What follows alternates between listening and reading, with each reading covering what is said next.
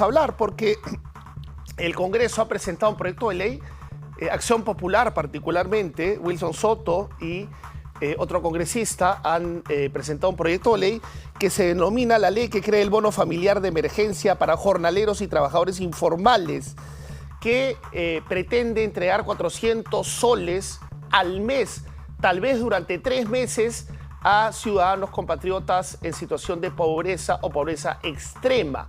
La entrega del abono estará a cargo del Ministerio de Desarrollo e Inclusión Social.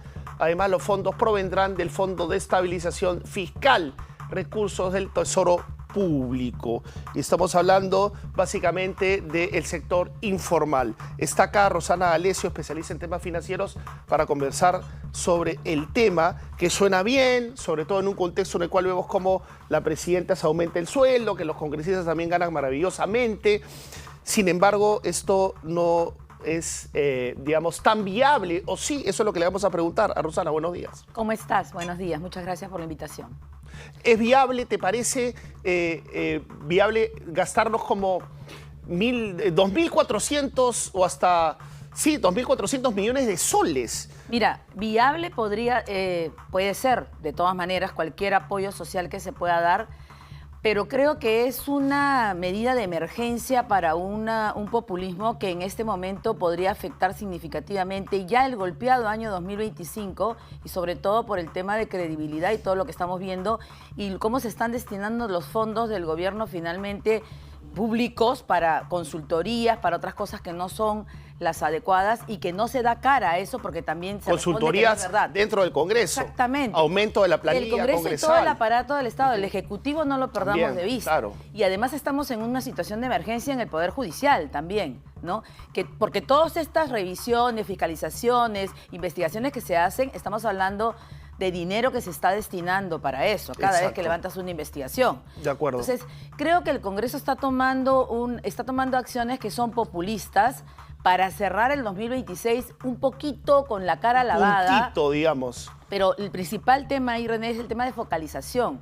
De eso quería hablarte, porque de acuerdo al proyecto estamos hablando de jornaleros rurales, o sea, estamos hablando del sector campesino, de vendedores ambulantes, de madres solteras sin empleo formal, ahí pueden haber miles, ¿no? Trabajadores de construcción civil sin contrato, mototaxistas, recicladores, feriantes, pescadores artesanales. Podemos hablar de 4 millones de limeños nomás. Estás hablando del 70% del mercado laboral que es informal. El 70%, solo el 30% es formal. Ahí el primer factor es la focalización. ¿Cómo vas a ubicar a esas personas? Ya vivimos el tema de los bonos, y es cierto, se dieron en la pandemia, pero vamos a decir que era en un marco donde todos estábamos encerrados en un tema de emergencia y que de alguna forma te facilitaba. Pero e incluso ahí hubieron situaciones en las que personas que dijeron, a mí no me llegó el interior del país, o llegó a una persona, a una autoridad que lo iba a destinar y no fue destinado. René, estamos viviendo el momento más terrible de corrupción, de microcorrupción y la corrupción en máximo.